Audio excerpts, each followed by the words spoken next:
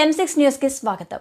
అమీన్పూర్ పట్టణ పరిధి బీరంగూడలోని శ్రీ బ్రహ్మరాంబిక మల్లికార్జున స్వామి దేవస్థానం ప్రాంగణంలో ఏర్పాటు చేసిన సనాతన హిందూ ధర్మ జాగృతి మహాసభకు ఆదివారం నాడు 108 మంది పీఠాధిపతులు హాజరయ్యారు. ఈ సందర్భంగా హిందూ సనాతన ధర్మ పర్యవేక్షణ కోసం ఆదివారం నాడు ఏర్పాటు చేసిన సదస్సు కోసం 108 మంది పీఠాధిపతులు ఈ కార్యక్రమంలో పాల్గొన్నారు.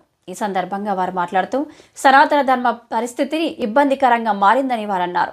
హిందూ ధర్మాన్ని కాపాడుకోవాల్సిన అవసరం బాధ్యత మనందరిపైన ఉందన్నారు. విదేశీ శక్తులు మన హిందూ మతం మీద దాడి చేసే పరిస్థితులు ఏర్పడ్డాయన్నారు. కాబట్టి కులాలకు అతీతంగా అందరం కలిసిమెలిసి హిందూ ధర్మాన్ని కాపాడుకోవాల్సిన బాధ్యత అందరిపై ఉండాలని ఈ సందర్భంగా పీఠాధిపతులు తెలిపారు. ఈ కార్యక్రమంలో ఆలయ committee chairman Sudhakar Yadav, BJP నాయకులు, మహిళలు, భక్తులు అధిక సంఖ్యలో పాల్గొన్నారు.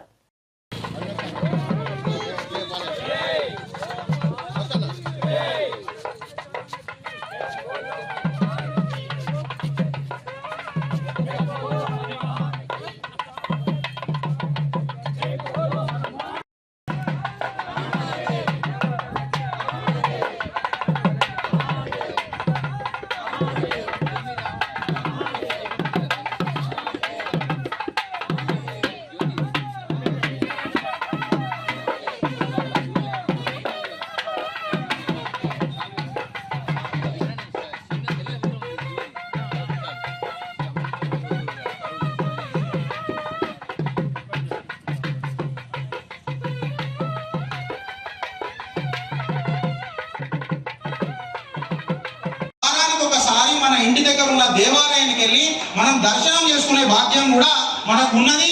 అది మనం ఖచ్చితంగా చేసుకోవాలన్న అప్పుడే ఈ గర్జన గర్వకారణం అవుతుందన్న.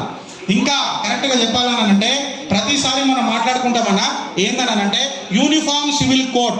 ఎందుకంటే వాడికి సౌలత్ల కోసం షరియా, మళ్ళీ అదే పనిష్మెంట్ ఉందనుకో. ఫర్ ఎగ్జాంపుల్ మీకు చెప్తున్నా, అంటే ఇష్టం వచ్చినట్టు రకరకాలుగా నాకు అర్థం కాదు.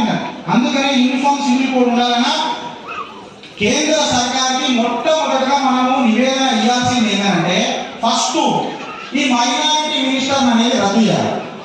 ఈ మైనారిటీ మినిస్టర్ ఏం లేదు, ఎందుకంటే మైనారిటీలలో ఉన్న మెజారిటీలు వాళ్ళే ముస్లింలు, వాళ్ళకే మినిస్ట్రీ వర్తించింది తప్ప ఇంకా మైనారిటీలు ఇంకెవరు లేరా.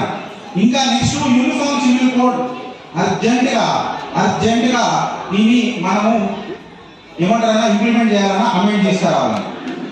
సమయం ఎక్కువ తీసుకున్నా నాకు తెలిసి చెప్పాలనుకుని